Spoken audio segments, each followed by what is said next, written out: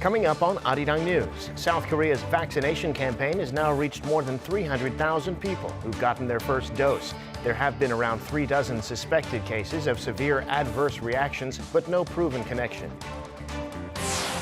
A special probe is launched into alleged land speculation in cities near Seoul, where the government's announced new housing developments. Around 100,000 people will be subject to it, including relatives of current and former employees at the State Housing Corporation. And South Korea and the United States reach a new deal on sharing the cost of stationing American troops on the Korean peninsula. No details yet, but under Biden, it's expected to be a smaller burden on Seoul than what the Trump administration had asked for.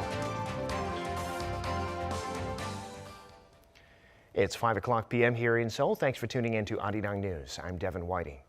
The total number of people inoculated in South Korea has now surpassed 300,000. That puts the government ahead of schedule for this month. There have been a few dozen suspected cases of adverse reactions, but no direct link to the vaccines has been proven.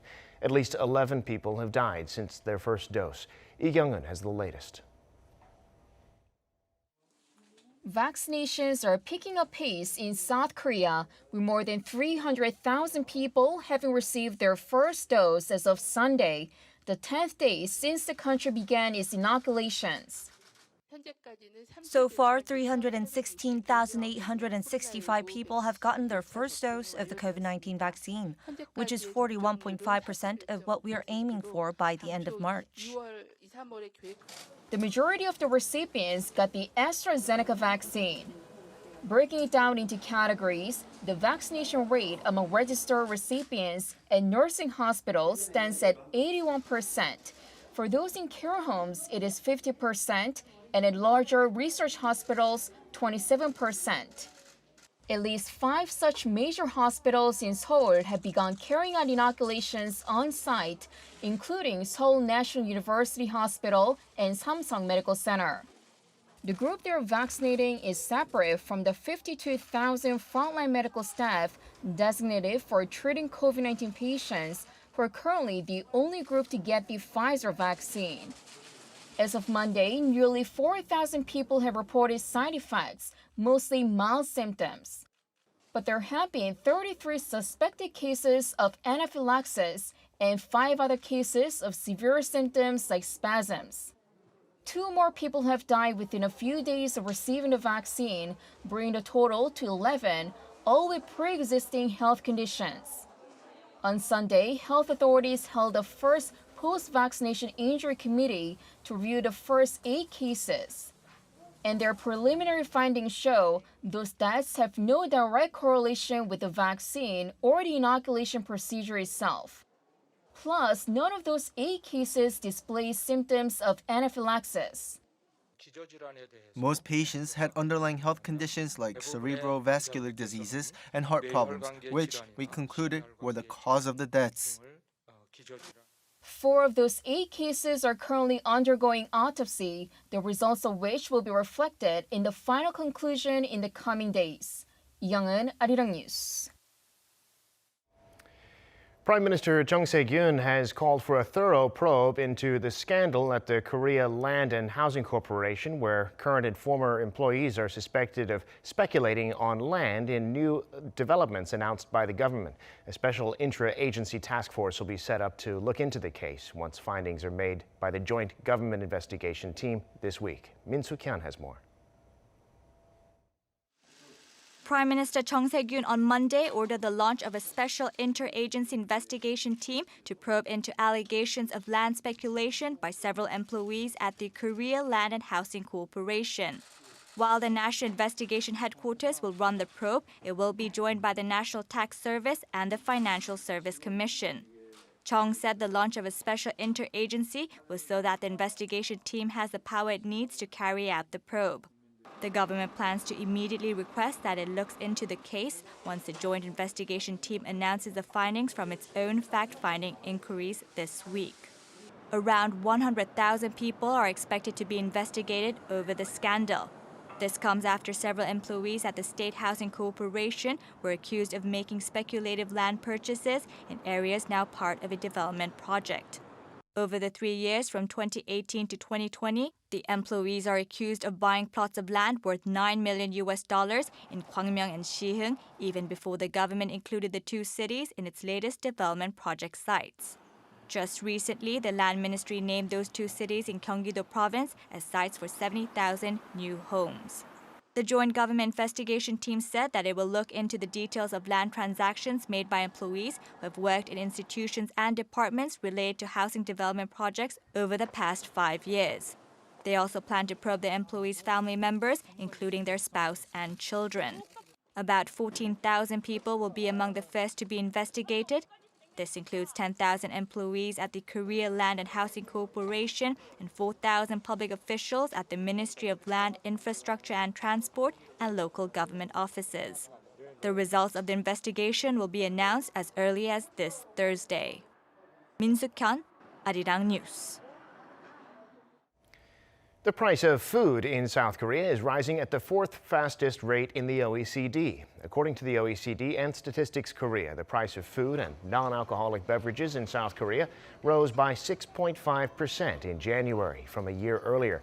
That's more than twice the OECD average and puts the country behind only Turkey, Chile, and Iceland. And in February, food prices rose 9.7%, an almost 10-year high.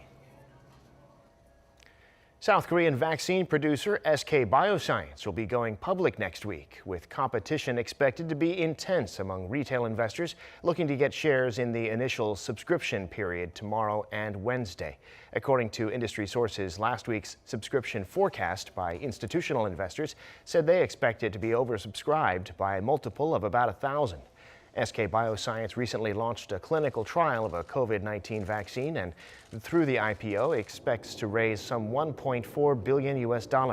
It's going to issue more than 22 million shares at between $43 and $58 each. The firm's market capitalization post-IPO is forecast to be around $4.4 billion. Now our Seo Eun-kyung takes a look at the week ahead in the Korean economy and abroad. The finance ministry says tax revenue last year was down for a second year in a row, something that's never happened before in South Korea. The OECD will have data too, its projection for economic growth this year in the world's major economies. On Tuesday, the Ministry of Economy and Finance will present its monthly public finance report. According to its latest report, last year's tax revenue, based on preliminary data, fell 3% from 2019.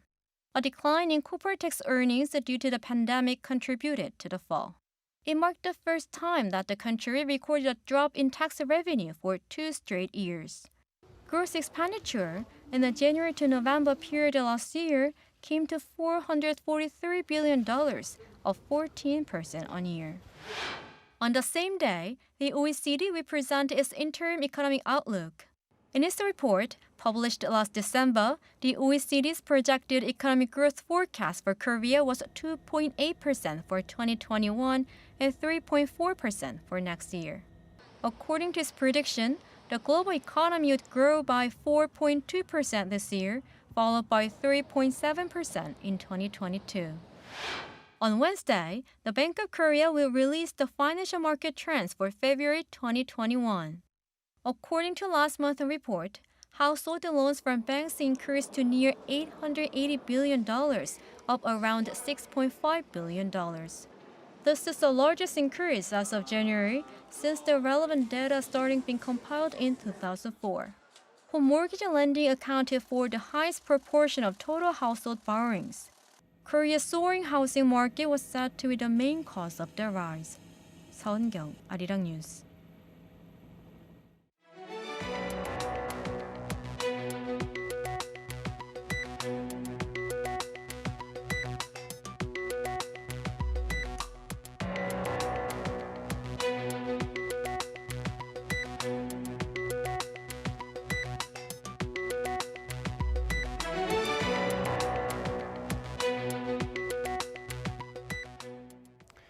Time now for an in-depth look at the market news on this Monday, and for that I'm joined on the line by Dr. Yang Jun-seok, Professor of Economics at the Catholic University of Korea. Professor Yang, good to have you back on.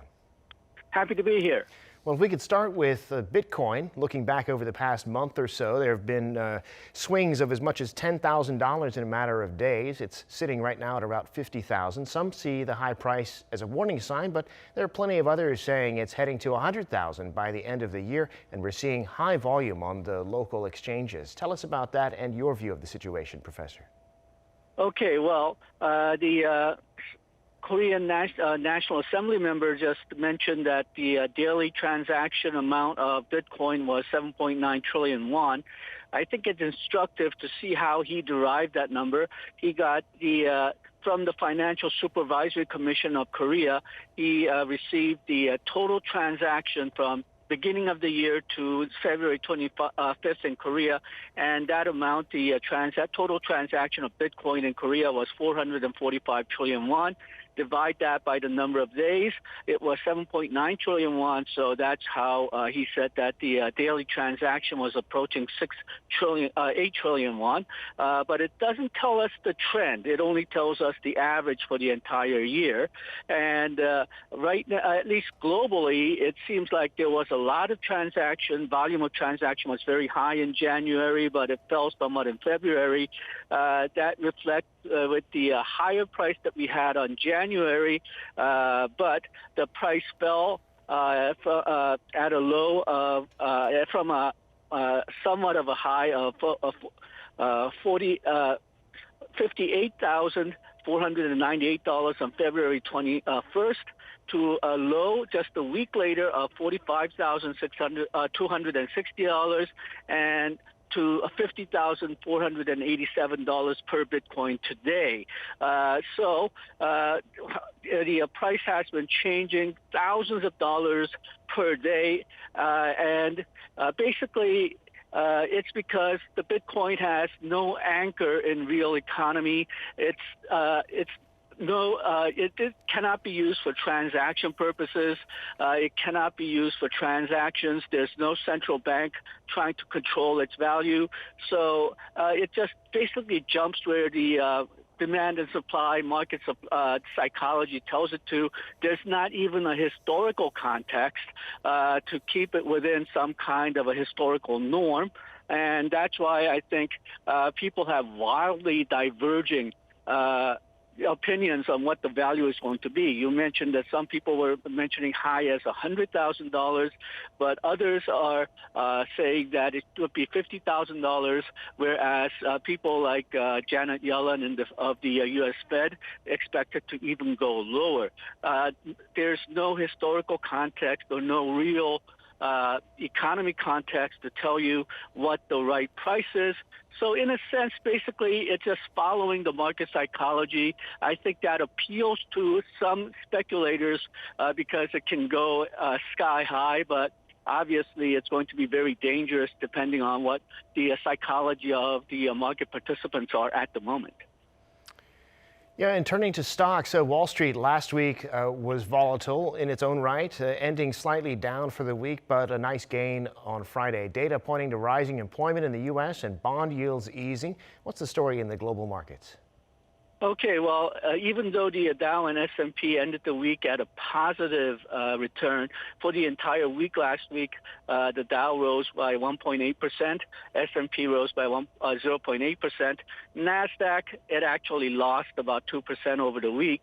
But if you look at the year-to-date returns, the Dow Jones is up only about 1.04%, and it's actually, if you look at it from the mid-February high, it's down about 4.2%. S&P 500 is barely up year-to-date. NASDAQ Composite is down about 3% if you, again, calculate it from year-to-date.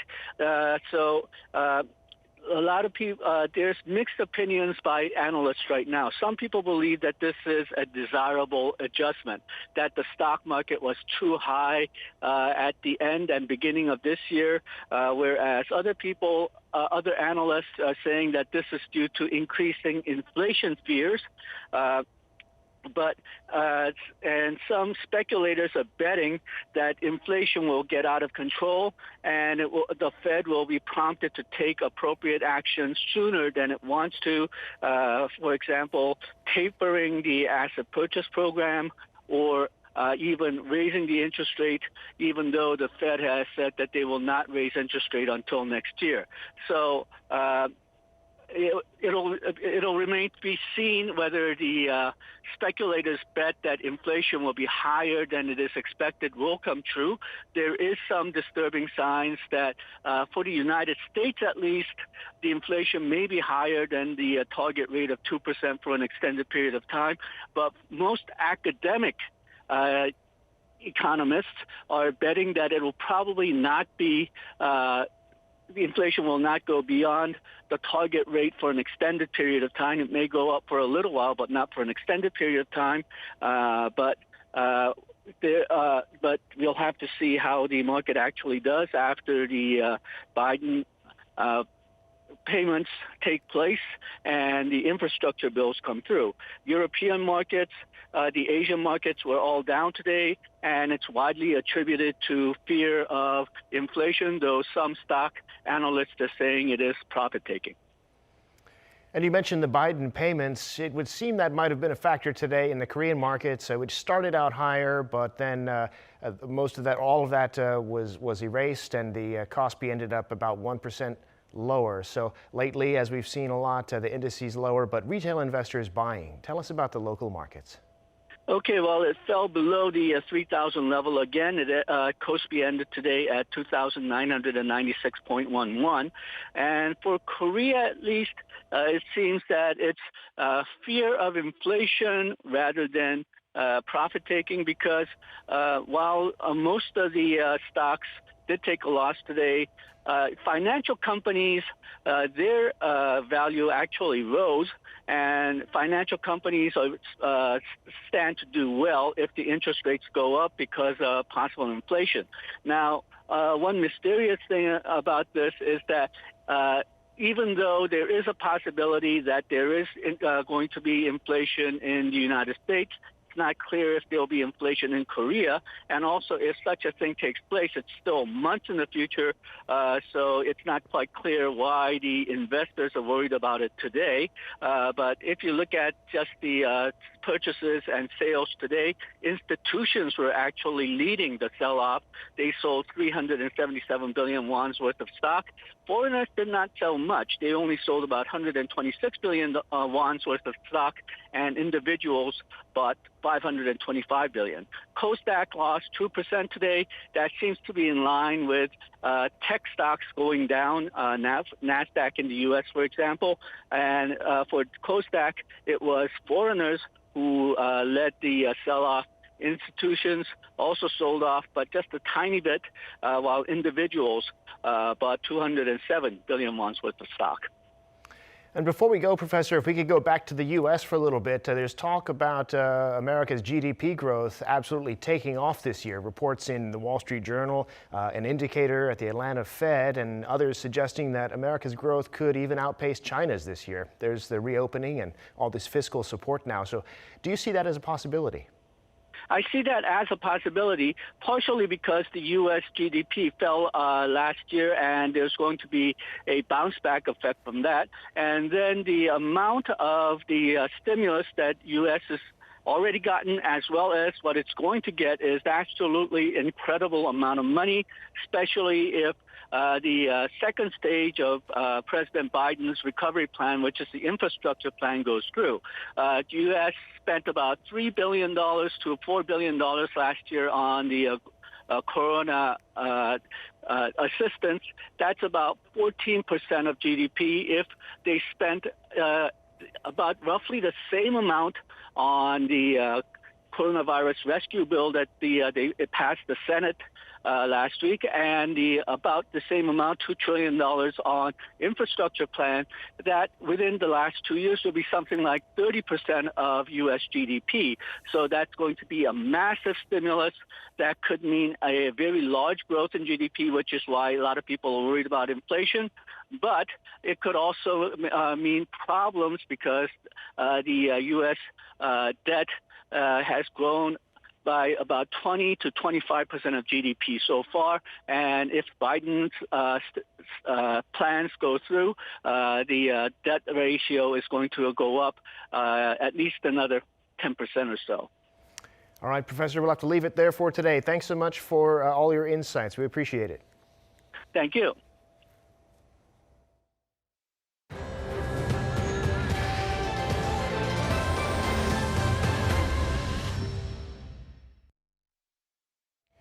South Korea and the United States have finally reached an agreement in principle on how to share the cost of stationing American troops on the peninsula. The deal was more than a year in the making. It's not yet been announced how much Seoul will be paying, but it's likely that the Biden administration took a more conciliatory approach than its predecessor. Yoon Jung-min reports. Seoul and Washington have agreed in principle on a defense cost-sharing agreement that has been stalled for about a year. Seoul's Foreign Affairs Ministry said on Monday that the two sides plan to officially sign the Special Measures Agreement after concluding internal procedures. The ministry added it hopes the new deal will contribute to a stronger alliance. It was reached on Sunday after 3 days of negotiations in Washington, D.C., led by Seoul's chief negotiator Chung and his American counterpart Donna Welton. It was the first face-to-face meeting on the matter since President Biden took office. The Wall Street Journal reports the U.S. is pleased to have reached consensus on a proposed text. It's likely the official agreement will be unveiled when U.S. Secretary of State Antony Blinken and Secretary of Defense Lloyd Austin travel to Seoul in the coming weeks. They are reportedly planning visits to South Korea and Japan later this month. The specifics of the deal were not disclosed, including exactly how much the deal will amount to in monetary terms. Seoul had been suggesting an increase of about 13% from its last payment. The deal may also be a multi-year one that could span at least 5 years. Talks on the deal have been stalled for about a year after the Trump administration demanded a sharp increase. But the agreement was reached less than 2 months since President Biden took office, as he declared his will to restore U.S. alliances, including striking a deal with Seoul as soon as possible. Yoon Jung-min, Arirang News. And South Korea and the U.S. have kicked off their springtime military exercise, but this time scaled down due to the pandemic. The number of troops has been minimized, and the drills will mostly be conducted as computer simulations. Choi Jung-yoon reports. The biannual joint military exercise between South Korea and the United States has officially begun in a scaled-back manner amid the COVID-19 pandemic. This time, there will be no outdoor drills taking place. Instead, the two allies will carry out computer simulations of a conflict against North Korea. The 9-day exercise will also involve only a minimum level of troops, which will be dispersed among several command posts. All training will be conducted under strict virus prevention measures. Soldiers will have to wear face masks, disinfect their hands, and are restricted from taking leave during the exercise. Measures to avoid soldiers from both countries gathering at the same time have been implemented as well. The final operational capability test, a crucial step for Seoul to retake wartime operational control of its troops from Washington, will not be carried out. Instead, this season's training will include a run-through of theater operations led by a future Combined Forces Command under the lead of a South Korean general. Though OPCON transition is not time-based but conditions-based, Seoul hopes to take operational control within the term of the current Moon Jae-in administration, which is to end in May next year. The final operational capability test was supposed to be held last year as part of the combined training, but was postponed amid the COVID-19 situation. Last year, Seoul and Washington canceled their springtime exercise and held a summertime one in an adjusted manner. Choi Jung-yoon, Arirang News. To mark International Women's Day, President Moon Jae-in said today that South Korea will achieve an inclusive recovery and make a leap forward when more women are able to work in more places and not have to interrupt their careers to take care of their families. He wrote on social media that he has respect for all women in modern history who've worked hard and raised their status, including the so-called comfort women who fought for justice after being subjected to sexual slavery by the Japanese military. He said he'll work to build a world where women can exercise equal authority and serve as leaders. The president noted that people have learned how to respect others' lives and feelings by looking to women who have endured and overcome prejudice and discrimination.